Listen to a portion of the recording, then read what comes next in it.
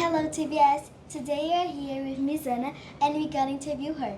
I am Mariana Pazos. And I'm Laís Lima, and we are from Year 5A. Ms Ana, how was the school when you first arrived? And do you think the school community had improved? This is a huge question. How long do I have to answer this question? Because this will take some time. The school was a completely different experience back then. We had two distinct wings, the Brazilian side and the British side. The British side was composed of children who could speak English, British children, let's say, and international children. Children of parents who had come to work in Rio. Let's put it this way. For example, your mom attended the British side and your mom attended the Brazilian side.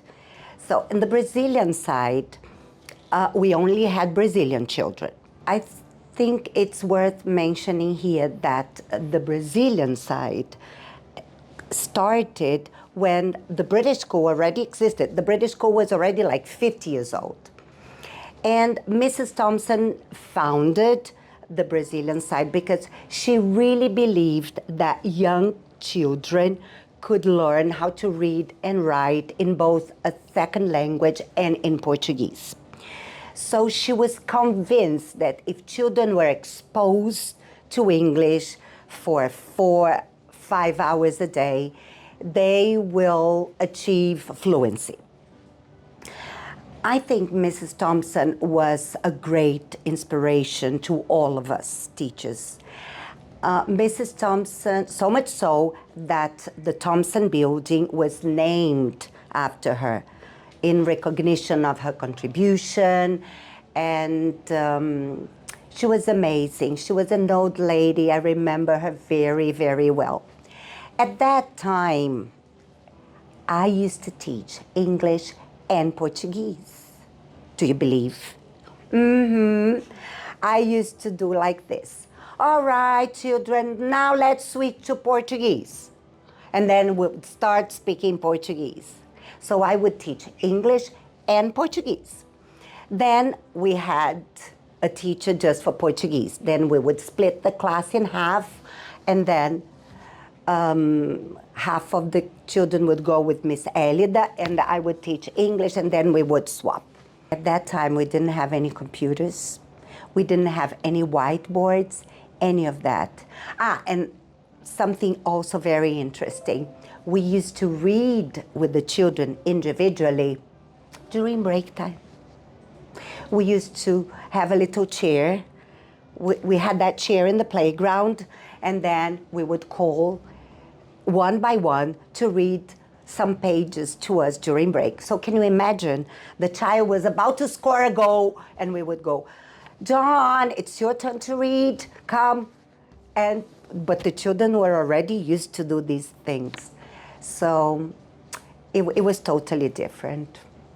And also the community, it was a small community. So we didn't have to put up with so many challenges. So it was really, really small. Did I answer the questions? Yes. Ms Ana, what had made you stay in the school for almost 50 years? Well, I started working at a young age. And at that time, I was studying English and business. And I think this experience helped me to discover my true passion. I really love what I do. I think teachers we have the opportunity to be with you in the classroom, and this is what I really like. I'm not very fond of meetings. I don't like the bureaucratic work when I have to write down the grades because I have to pass it on to Mr. Will, or I like being with you. I like teaching.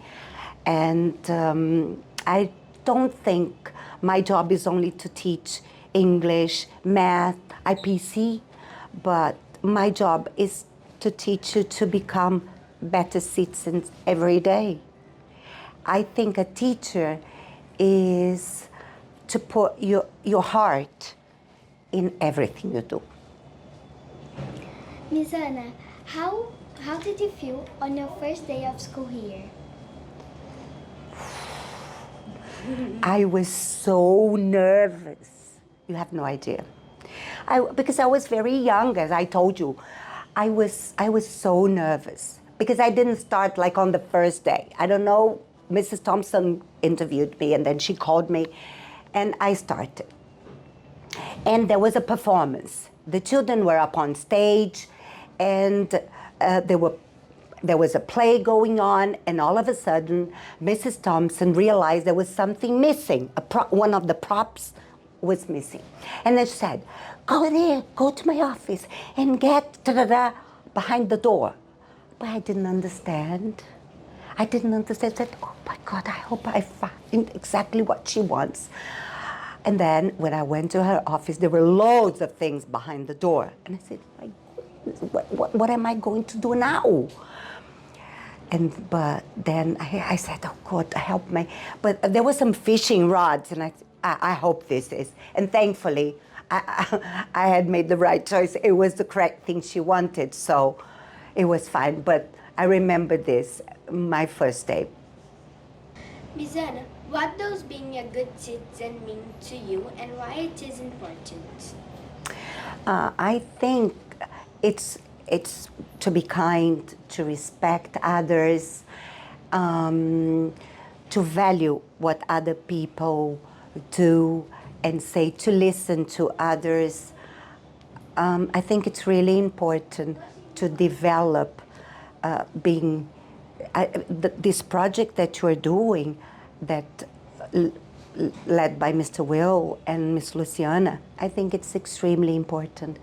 I was talking to my sister this morning from reception, and she was telling me that they are doing something called Everyday Heroes.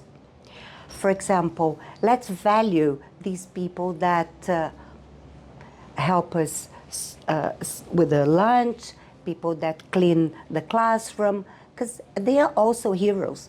They wake up like very, very early in the morning to be here. And some people, they don't even say good morning, hello, how are you? Things like that. So I think to develop this idea of good citizen, it's really important. Do you consider yourself a good citizen? Yes, and I think everyone maybe that you asked would say, yes, I consider myself. But I do consider myself because I think I'm always willing to help. I try to collaborate. I try to lend everything that I have, because you are my students.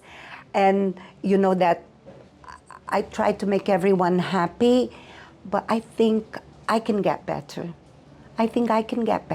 Sometimes I know I hurt other people's feelings. It's not my intention, but I do. So maybe I need to think twice before taking an action. So I think we can always improve. Yeah, although I'm older than you, much older than everyone in this room, but we can always improve.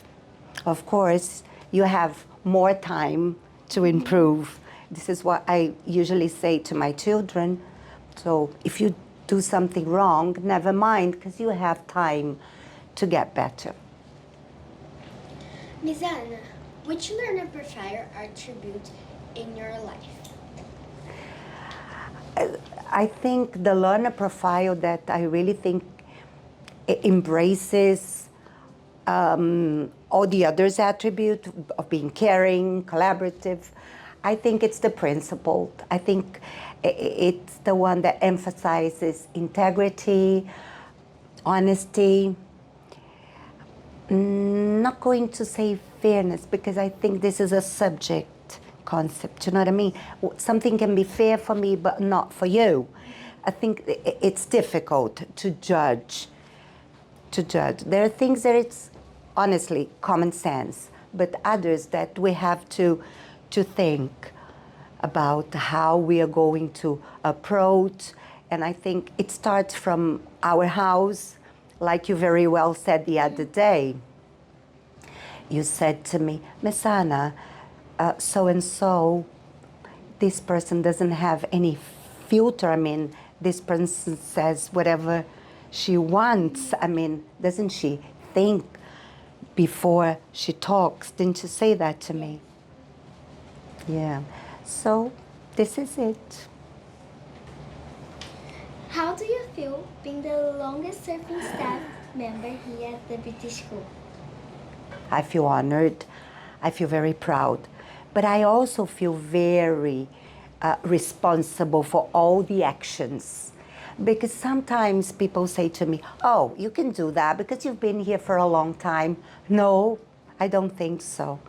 I need to be a role model because I have other teachers looking at me.